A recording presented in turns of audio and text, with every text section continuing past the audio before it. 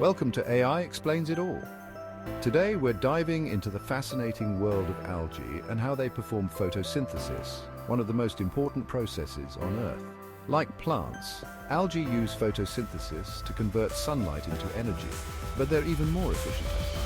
Algae are tiny powerhouses absorbing sunlight, carbon dioxide and water to create glucose, which they use as fuel to grow, and in the process, they release oxygen into the atmosphere. In fact, algae are responsible for producing over half of the oxygen we breathe. So how does it work? When sunlight hits the algae, it's absorbed by special pigments called chlorophyll. This triggers a series of chemical reactions, splitting water molecules and releasing oxygen. The energy captured is used to convert carbon dioxide into glucose, a process that happens all day, every day, just beneath the surface of the water. But here's the incredible part.